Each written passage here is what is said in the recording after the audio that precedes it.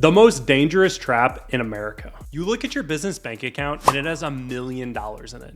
You go out, you buy the new car, you buy the boat, you buy the truck, you do it all on the company card. But you're confusing cash flow with profit. That money doesn't belong to you. It belongs to your employees, a smidge to the IRS, belongs to your suppliers. If you spend it, you aren't just overspending.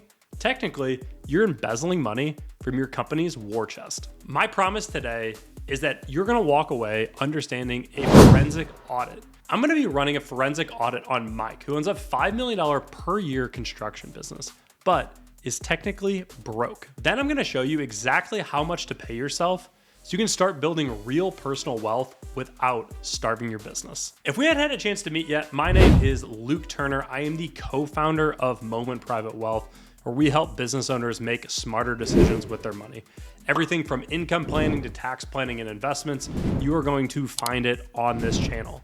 So if you're all about those types of things and you own a business, please subscribe to the channel below. We're gonna be putting out more and more videos just like this. Let's dive into today's topic, Mike and the $5 million construction business. So Mike owns a $5 million per year construction business. Before we talk about the ins and outs of what you need to be doing in your business, let's take a look at what Mike's business looks like today. Let's look at a basic P&L for Mike's business.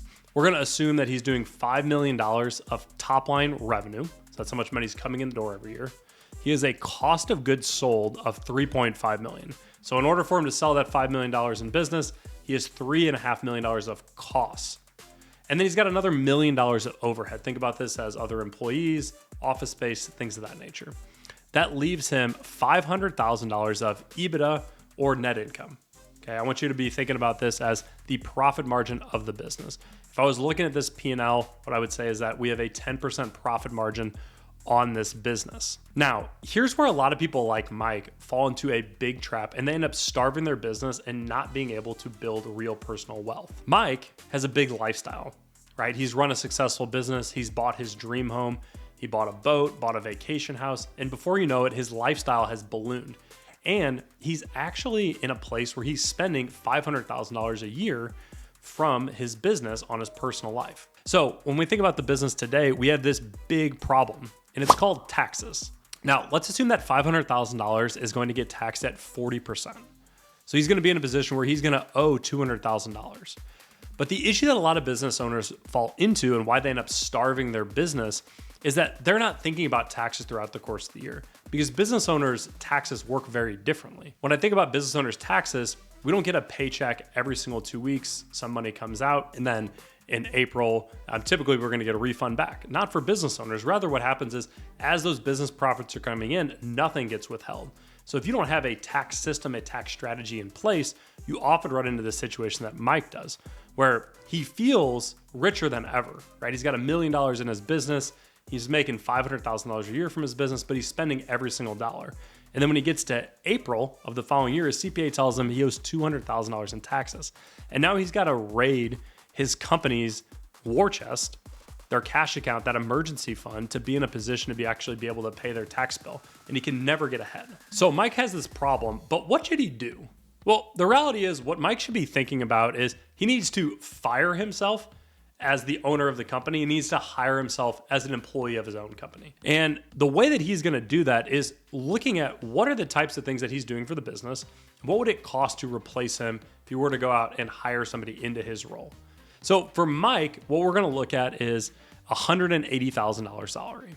Okay, so what this means is that in the business, Mike's not gonna be paying himself $180,000. Just like any other employee, he's gonna get a paycheck every 2 weeks that's gonna go into his personal operating account. And our recommendation to Mike is going to be that he needs to be living off that $180,000 a year, right? He's going to probably have to cut back in his lifestyle. He might not love that on day one, but he's going to love what it's going to do to his personal balance sheet in the future. Because what's going to end up happening is that we're now going to be in a position that as those business profits start to roll in, right? Instead of $500,000, it's going to be $500,000 less the $180,000 that he's paying himself in salary. He's going to have roughly $320,000 in profit. But at the end of the year, he's gonna have $320,000 that he's gonna have a chance to decide what to do with. He's gonna be able to pay some taxes. He's gonna be able to decide if he wants to reinvest into his business, or he's gonna decide, should I take a distribution and put that onto my personal side of the balance sheet? The real trick here is that this is going to allow him to protect against that downside scenario. A lot of business owners fall into this trap, and we even saw one this year that everything was going amazing in their business. They were having the best year that they had ever had, and they had huge customer concentration risk. That biggest customer decided to leave. And before you know it, we were talking about saving hundreds of thousands of dollars this year to running projections and performance for that business owner, trying to figure out, well, what are the different strategies and techniques we could be in to make sure that we don't go out of business. And the great thing is that they'd been working with us already for a couple of years, and we had built up quite a bit of money in their war chest in their business. So we were able to weather that downturn that happened in their business.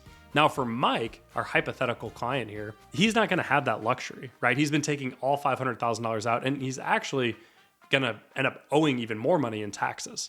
And so for you, the takeaway should be making sure that you're paying yourself a reasonable wage, making sure that you're living off of that wage for your personal lifestyle, and then all the remaining profits of the business, determining what to do with those at the end of each year or on a quarterly basis. Don't fall into the trap that Mike has fallen into here, where he is spending every dollar of cash flow and not even taking into account how much of that is actually profit that should be going into his pocket. So set that reasonable wage and make sure that you're living off of that, not the entire amount of profits in your business. All right, so you've gotten this far in the video, and what have been your takeaways so far? Number one is how to make sure that you don't fall into the trap that Mike has, where he's spending every dollar of profits that are actually in his business. And number two is determining how you need to set your salary in the business. Okay, as a reminder, you need to set your salary in a business based on what your actual job function is. When you're looking at your P&L, how do you know if you're doing this right or wrong? The biggest way is making sure that you're not treating your business like your personal piggy bank or your personal ATM machine. It is not. The reality is that you need to make sure that you are running your business in a way that is going to be sustainable through the downturns in the market. No matter what industry you're in, whether in your financial services or you're in construction, there are going to be downturns. And there are going to be people that are counting on you in your business. So as we wrap up today, let me ask you this question. Are you treating your business like your personal piggy bank, or have you professionalized it, treating it like a real business? No matter how you answer that question, my encouragement to you is just make sure that you're protecting the downside. There are going to be bumps along the way in the economy, and the best way to be prepared for that is to make sure that you're looking at your P&L on a regular basis, you understand how taxes work, and you have a business plan that ties together with your personal wealth strategy. The amount of money that you pay yourself from your business or you take out of your business is going to be the number one driver of, one, how to build personal wealth, but also how to make sure that you build a rock solid foundation so your business can thrive for generations to come. If that's something you have questions about coming out of this video today, there's a link below. You can schedule a time to talk with me. You can learn more about Moment, how we help entrepreneurs and business owners just like you. And again, if you enjoyed this video, please subscribe to the channel. We're gonna be putting out more and more content just like this. And if you wanna learn more about taxes, check out this video here.